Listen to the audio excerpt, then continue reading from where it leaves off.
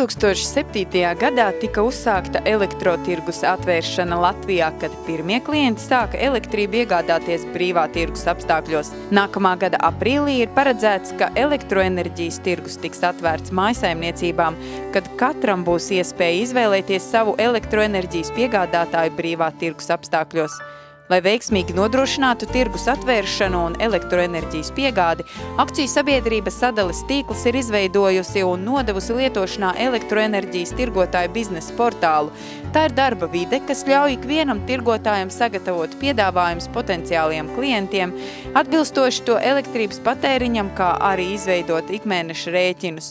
Šis ir vitāli svarīgs IT atbalsts klientu apkalpošanai un neprasa papildu investīcijas no tirgotājiem biznesa sākuma posmā. Ja mēs vērtējam, kāda loma ir sadales tīklos, tad jāsaka, ka, ja mēs pavērtējam Eiropu kopumā, tad tas viedoklis ir tāds, ka sadales tīkls ir viena no centrālajām personām, ap kura notiek šīs tirgus darbības.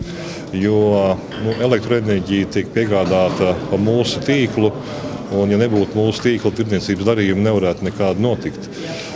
Tā ir viena lieta.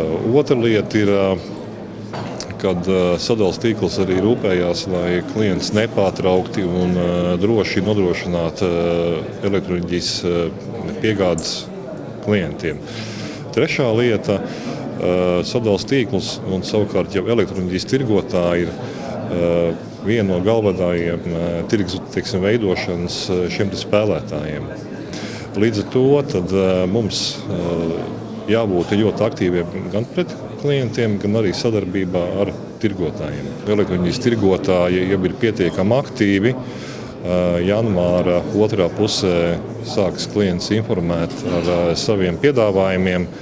Un šīs konferences arī mērķis, preses konferences mērķis bija arī palielināt mājsaimniecību šo te informētību par to, kas tad īsti notiks. Tā kā es mājsaimniecības aicinātu neuztraukties, kad tas ir normāls process, ir jāsagaida tirgotāju piedāvājumi, viņi jāizvērtē un jāizdara labākā izvēle. Kaut arī elektroenerģijas tirgus atvēršana mājsaimniecībām var likties sarežģīts un nesaprotams process, tomēr tā nav. Jo iedzīvotāji būtiskās pārmaiņas izjutīs tikai klientu apkalpošanas līmenī. Iedzīvotāji varēs brīvi izvēlēties sev piemērot elektroenerģijas tirgotāju tieši tāpat, kā šobrīd tas notiek ar mobilo sakaru operatoriem. Atliek vien izvēlēties pakalpojumu sniedzēju un viņa vajadzībām atbilstošu piedāvājumu, kā arī noslēgt ar šo uzņēmumu līgumu. Tomēr, ja klients to nebūs izdarījis, elektroenerģijas piegāde netiks pārtraukta. Es aicinātu, sākot ar jauno gadu, tad mājsaimniecības aktīvi sekot līdzi, kas notiek informācijas telpā, jo arī sadales tīkls nākamā gada sākumā ir ieplānojis arī aktīvi skaidrot, kas mājsaimniecībām ir jādara. Un tiešām es aicināju mājsaimniecības dotā brīdī neuztraukties, nekas drausmīgs nenotiks. Tā kā ir jālasa informācija, jāmeklē, tad jāsagaida tirgotāju šie piedāvājumi. Vairāk vai mazāk rūpīgi ir jāizvērtē, jāizdara sava izvēle. Un katrā ziņā no sadales puses nekāda tāda aktivitāte, kad mēs teiksim, ja jūs 1. aprīlī neesat noslēguši līgumu, mēs elektroenerģijas piegādi nepārtrauksim. Tā kā par to klientiem nevajadzētu uztraukties. Tas, ko mēs varam droši teikt, ka 1. aprīlī neatkarīgi no tā, vai klients būs izvēlējies vai nebūs izvēlējies kādu no tirgotājiem, pakalpojums tiks nodrošināts.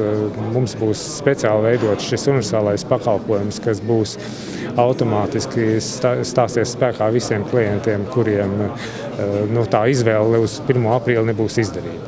Bet tas būs absolūti normāls tirgus piedāvājums, no kura klients varēs jebkurā brīdī atteikties, ja viņš gribēs. Tā būs fiksēta cena 12 mēnešiem. Pēc būtības klientam nebūs ļoti liela atšķirība no tā, kā pašlaik notiek norēķini pēc regulētā tarifa. Informāciju par elektroenerģijas tirgotājiem jūs varat iegūt apmeklējot interneta vietni www.sadalestīkls.lv.